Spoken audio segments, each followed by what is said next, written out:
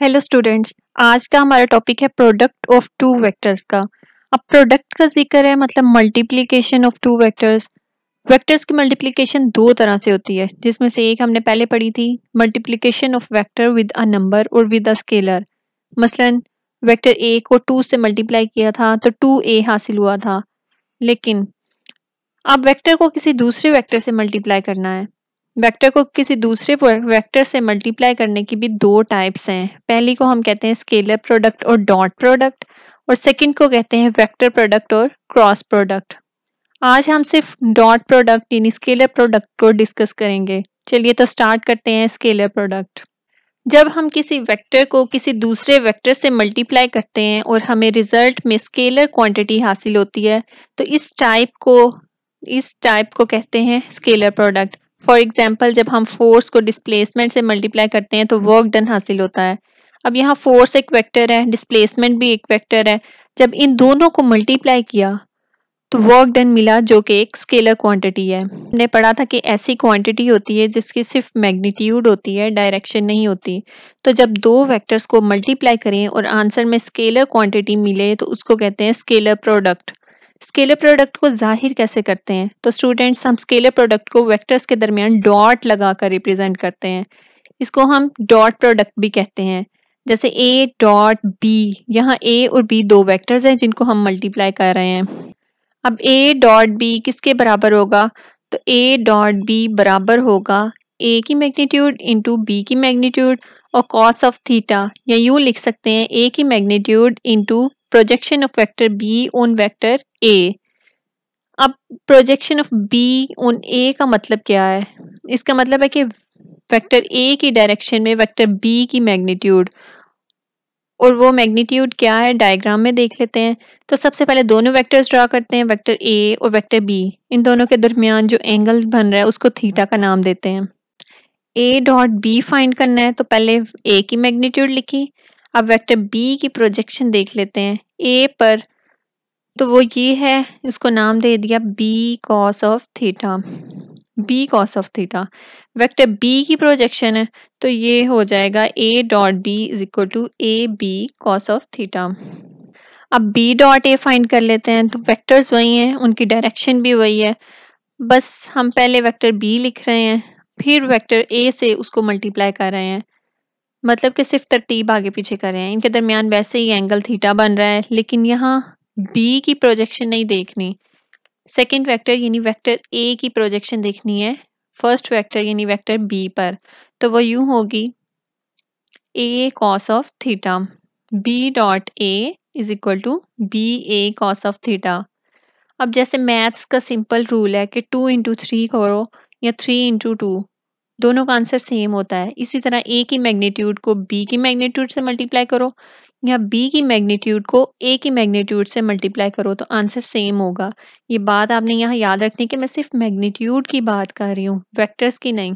कि वेक्टर में डायरेक्शन भी होती है, मैं सिर्फ मैग्नीट्यूड की बात कर रही हूँ कि मैग्नीट्यूड को मल्टीप्लाई करने से तरतीब मैटर नहीं करती। ए बी लिखेंगे हम बी ए, तो मैं लिख सकती हूँ B dot A is equal to B A cos of theta is equal to A B cos of theta. मैं बी ए की जगह ए बी पुट किया।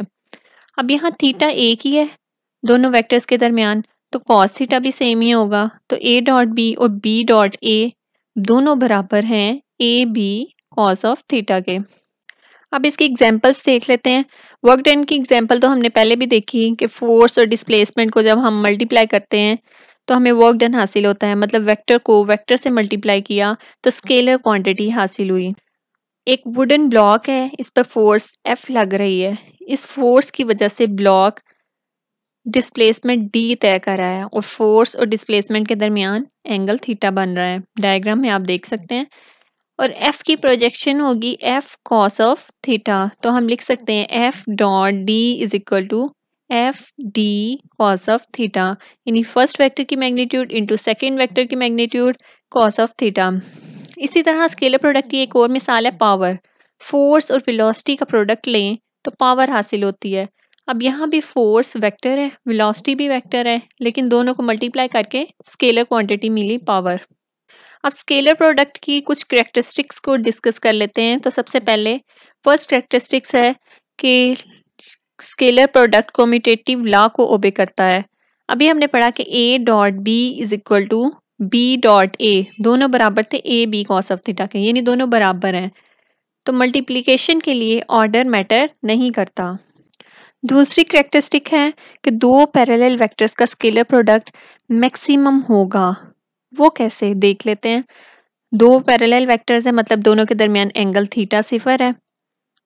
पैरेलल वेक्टर्स के दरमियान हमेशा सिफर एंगल होता है, या आपको पता भी, अगर नहीं पता तो याद रखिएगा। मतलब a dot b is equal to A B cos of theta. अब थीटा की जगह हम 0 पुट करेंगे कि दोनों के दरमियान एंगल सिफर था। a dot b is equal to A B cos of 0। Cos of 0 हमें पता है कि बराबर होता है 1 के, तो हम ये पुट करते हैं यहाँ पे, तो a डॉट b बराबर हो जाएगा a की मैग्नीट्यूड इंटू b की मैग्नीट्यूड। अब यूनिट वेक्टर्स के केस में देख लेते हैं कि हमारे पास क्या रिजल्ट आता है। तो सबसे पहले यूनिट वेक्टर्स ड्रॉ कर लेते हैं। यूनिट वेक्टर ड्रॉ करने के लिए सबसे पहले x एक्सिस, y एक्सिस और z एक्सिस, तीनों एक्सिस ड्रॉ कर लेते हैं और ओरिजिन को o से जाहिर करते हैं। अब x एक्सिस के अलोंग यूनिट वेक्टर को i हैट से जाहिर कर देते हैं, y एक्सिस के अलोंग यूनिट वेक्टर को j हैट से जाहिर कर देते हैं और z एक्सिस के अलोंग यूनिट वेक्टर को k हैट से जाहिर कर देते हैं। अब देखते हैं कि i डॉट i करें तो क्या रिजल्ट आता है। मतलब i का i के साथ ही डॉट प्रोडक्ट लें तो आपको पता है i डॉट i बराबर होगा i की मैग्नीट्यूड इंटू i की magnitude into cos of theta के। i का i के साथ एंगल 0 है, तो इसके लिए थीटा की जगह 0 पुट करेंगे। और यूनिट वेक्टर्स की वैल्यूज का भी आपको पता है कि 1 होती है, तो i की जगह 1 लिखा, दोनों i की जगह 1 लिखेंगे और cos 0 भी 1 के बराबर होता है, तो इसकी वैल्यू भी पुट की तो आया i dot i is equal to 1। इसी तरह j डॉट j फाइंड कर लेते हैं। j का j के साथ एंगल भी 0 है, यहाँ भी यूनिट वेक्टर j की वैल्यू 1 है और cos थीटा की भी 1 है, तो j डॉट j इक्वल होगा 1 के। ऐसे ही k डॉट k देख लेते हैं। k का k के साथ डॉट प्रोडक्ट, यहाँ भी k का k के साथ एंगल सिफर बन रहा है, तो cos theta will be equal to 1 और यूनिट वेक्टर k की वैल्यू भी 1 है, तो पुट करने से k डॉट k का आंसर आ जाएगा 1। ये तो था जब दो वेक्टर्स पैरेलल हों तो इनका डॉट प्रोडक्ट 1 के इक्वल आता है। अब देखते हैं कि दो वेक्टर्स जब एंटी पैरेलल हों तो डॉट प्रोडक्ट क्या आता है। Scalar product of two anti parallel vectors will be minimum. How it will be minimum, let's see. Anti parallel means दो वेक्टर्स ऑपोजिट डायरेक्शन में हों, तो जब एंटी पैरेलल है तो एंगल थीटा 180 डिग्री होगा, तो a dot b is equal to a into b की magnitude into cos of theta. तो यहाँ थीटा की जगह जब 180 को पुट करेंगे तो ये हो जाएगा a dot b is equal to a b cos of 180। अब cos 180 degree is equal to -1 होता है, तो उसकी जगह -1 पुट कर लेते हैं, तो a डॉट b बराबर हो जाएगा -ab के। अब देख लेते हैं कि दो परपेंडिकुलर वेक्टर्स का डॉट प्रोडक्ट किसके बराबर होता है। तो scalar product of two perpendicular vectors will be equal to 0। अब 0 कैसे होगा उसको सोल्व करके देख लेते हैं। तो सबसे पहले परपेंडिकुलर वेक्टर्स हैं, तो इसका मतलब है कि इन दोनों के दरमियान थीटा 90 डिग्री है। तो यहाँ पे अगर फॉर्मूला है a dot b is equal to A B cos of theta, तो थीटा की जगह 90 पुट करते हैं तो आ जाएगा a b कॉस ऑफ 90। अब कॉस 90 0 के इक्वल होता है, तो 0 पुट करें अगर इस फॉर्मूले में तो हो जाएगा a dot b is equal to 0। अब in case of unit vectors देख लेते हैं। तो यूनिट वेक्टर्स के लिए सबसे पहले x एक्सिस, y एक्सिस और z एक्सिस ड्रॉ करते हैं। फिर x एक्सिस के अलोंग यूनिट वेक्टर को i हैट से, y एक्सिस के अलोंग यूनिट वेक्टर को j हैट से और z एक्सिस के अलोंग यूनिट वेक्टर को k हैट से शो करते हैं। अब देखते हैं कि i का j के साथ डॉट प्रोडक्ट क्या आता है। i और j के दरमियान थीटा 90 डिग्री है, मतलब थीटा की जगह 90 पुट करेंगे तो इसके लिए इक्वेशन इस तरह होगी i dot j is equal to i की मैग्नीट्यूड इंटू j की magnitude into cos of 90। Cos 90 बराबर होता है 0 के और यूनिट वेक्टर्स की मैग्नीट्यूड हमने पढ़ी थी कि i j और k की वैल्यू 1 के इक्वल होती है, तो यहाँ पे पुट कर लेते हैं। आई की वैल्यू 1, जे की वैल्यू 1, cos 90 की वैल्यू 0। तो 0 जब इन दोनों से मल्टीप्लाई हो जाएगा 1 से, तो आंसर आएगा a i dot j is equal to 0। इसी तरह आप जे डॉट के फाइंड कर लेते हैं। तो जे और के दरमियान एंगल 90 है, तो cos 90 की वैल्यू जब 0 पुट करेंगे तो जे डॉट के की वैल्यू भी हमारे पास 0 आ जाएगी। अब देखते हैं कि के डॉट आई का डॉट प्रोडक्ट क्या है। के और आई भी एक दूसरे से परपेंडिकुलर हैं, तो इनके दरमियान भी एंगल 90 डिग्री है। तो k dot I is equal to k magnitude into i magnitude into cos of 90। Cos 90 की वैल्यू 0 है और के और आई की वैल्यूज 1 है, तो इनको पुट करते हैं तो ये हो जाएगा K dot I is equal to 0। दो पैरेलल वेक्टर्स का डॉट प्रोडक्ट हमने पढ़ा कि मैक्सिमम होता है, और यूनिट वेक्टर्स में I dot I, J dot जे और के डॉट के की वैल्यूज भी 1 के इक्वल होती हैं। लेकिन दो परपेंडिकुलर वेक्टर्स का डॉट प्रोडक्ट 0 के इक्वल होता है। और यूनिट वेक्टर में भी आई डॉट जे और जे डॉट के और के डॉट आई की वैल्यूज 0 हैं। अब देखते हैं कि एक वेक्टर का सेल्फ प्रोडक्ट किसके बराबर होता है। सेल्फ प्रोडक्ट मतलब कि एक वेक्टर ए है, उसका ए के साथ ही डॉट प्रोडक्ट लेना है। ए का ए के साथ डॉट प्रोडक्ट। अब ए का ए के साथ एंगल 0 है, तो थीटा की वैल्यू 0 पुट कर लेते हैं। तो ए dot A will be equal to a की मैग्नीट्यूड इंटू ए की मैग्नीट्यूड इंटू कॉस ऑफ 0। अब कॉस ऑफ 0 में पता है 1 के इक्वल होता है, तो ये इसमें पुट कर लेते हैं। तो ये हो जाएगा A dot A is equal to A square into 1। तो जब ए स्क्वेयर 1 से मल्टीप्लाई करेंगे तो ए dot A will be equal to A square. तो इस इक्वेशन को हम देख के कह सकते हैं कि self product of a vector will be equal to the square of its magnitude. यानी वेक्टर ए था, उसका सेल्फ प्रोडक्ट लिया तो इसका आंसर हमारे पास ए स्क्वायर आया, यानी उसी की मैग्नीट्यूड का स्क्वायर। अब हम दो वेक्टर्स ए और बी के रेक्टेंगुलर कंपोनेंट्स की टर्म्स में डॉट प्रोडक्ट को देखते हैं। तो सबसे पहले ए और बी की वैल्यूज लिखते हैं। हमने पढ़ा था कि A is equal to A X I plus A Y J plus A Z K, और बी की वैल्यू हमने पढ़ी थी कि B X I plus B Y J plus B Z K. तो ए dot B will be equal to A X I plus A Y J plus A Z K dot B X I plus B Y J plus B Z K.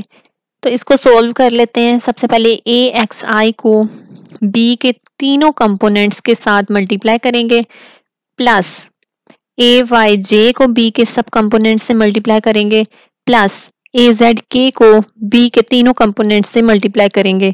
तो ये हो जाएगा A dot B is equal to A X I dot B X I plus A X I dot B Y J, मैं brackets को खोल रही हूँ, plus A X I dot B Z K plus A Y J dot B X I plus A Y J dot B Y J plus A Y J dot B Z K plus A Z K dot B X I plus A Z K dot B Y J plus A Z K dot B Z के।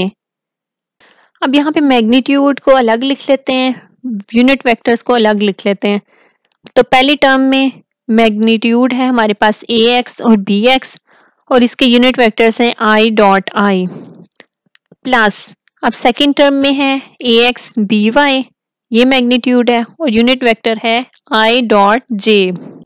Third term में ए x और B Z magnitude है, और unit vector को मैं bracket में लिख रही हूँ I dot K, plus fourth term में देख लेते हैं ए वाई और बी एक्स मैग्नीट्यूड है I J dot I, unit vectors हैं, प्लस नेक्स्ट टर्म में A Y B Y magnitude है और J dot J, unit vectors, plus A Y B Z into J dot K, unit vectors, plus A Z B X into K dot I, unit vectors, plus A Z B Y K hat dot J hat, unit vectors, plus A Z B Z और ये इसके साथ unit vectors हैं k dot k। अब इस पूरी equation में i dot i, j dot j और k डॉट k की जगह 1 लिखेंगे और i डॉट k या i डॉट j या j डॉट k या बाकी ऐसी जितनी भी टर्म्स हैं उन सब के साथ की जगह 0 पुट कर लेंगे। वो क्यों? क्योंकि हमने पढ़ा था कि i dot i, j dot j और k डॉट k की वैल्यू होती है 1, इसलिए 1 पुट करना है। और बाकी i डॉट j या i डॉट k या k डॉट j इन सब की वैल्यूज 0 होगी क्योंकि ये एक दूसरे के परपेंडिकुलर है। अब जितनी भी वैल्यूज के साथ सिफर था वो सारी खत्म हो जाएंगी और जिनके साथ 1 था सिर्फ वो बचेंगी। तो इक्वेशन ऐसे हो जाएगी a dot b is equal to ax bx plus ay by plus az bz। अब a और b के दरमियान एंगल फाइंड करने के लिए फॉर्मूला ड्राइव कर लेते हैं कि a dot b is equal to A B cos of theta. ये फॉर्मूला था, हमें पता है। अब यहाँ से थीटा फाइंड करना है तो कॉस ऑफ थीटा को इधर ही रहने दें। ए बी की मैग्नीट्यूड जो थी वो इक्वल के दूसरी तरफ ले जाते हैं।